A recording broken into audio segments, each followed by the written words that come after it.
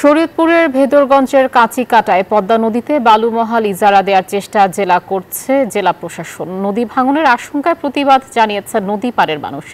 জেলা প্রশাসক বলছেন, সংশ্লিষ্ট দপ্তরের মতামতে প্রতিবেদন পাঠানো হয়েছে, তবে হাইড্রোগ্রাফিক জরিপ ছাড়া এমন সিদ্ধান্ত বাতিলের তাগিদ পানি উন্নয়ন বোর্ডের। এদিকে বালু উত্তোলন বন্ধে কঠোর হুঁশিয়ারি দিয়েছেন সড়ক পরিবহন ও সেতু এবং রেলপথ মন্ত্রণালয়ের উপদেষ্টা। বিধান মজুমদার অনির তথ্য ছবিতে ডেস্ক রিপোর্ট।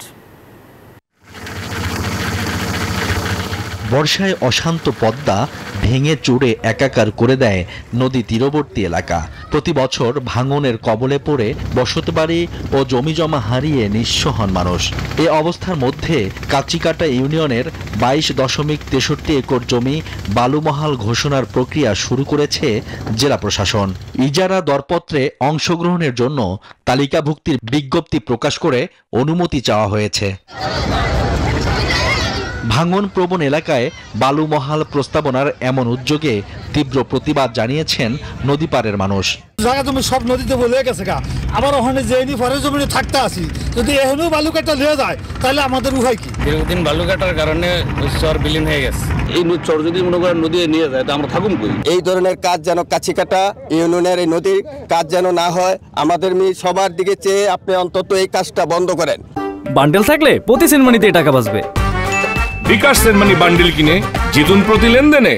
অপরিকল্পিতভাবে হাইড্রোগ্রাফি জরিপ না করে সিদ্ধান্ত বাতিলের তাগিদ দিয়েছে পানি উন্নয়ন বোর্ড। সার্ভে করা ছাড়া এখানে আদৌ করা যাবে কি না এবং যে সমস্ত বিধিমালা আছে সবগুলো হচ্ছে যথাযথভাবে মেনেই করতে হবে।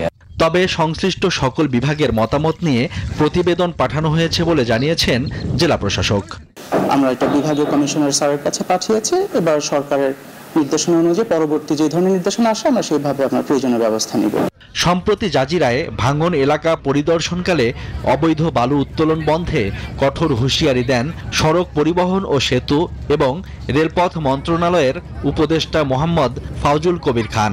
কোস্টগার্ডকে ইনভলভ করব, কিন্তু এই যে অবৈধ বালি উত্তোলন যেটা আপনাদের এই যে নদী এই যে কুল এই যে ভাঙার যে একটা মেইন কারণ, এইটা আমরা বন্ধ করব। নদী ভাঙন রোধে সরকারের নানা পদক্ষেপের মধ্যেই বন্ধ হচ্ছে না অসাধু চক্রের অবৈধভাবে বালু উত্তোলনের মহাযজ্ঞ। শাইব শামীম, ডেস্ক রিপোর্ট, নিউজ 24।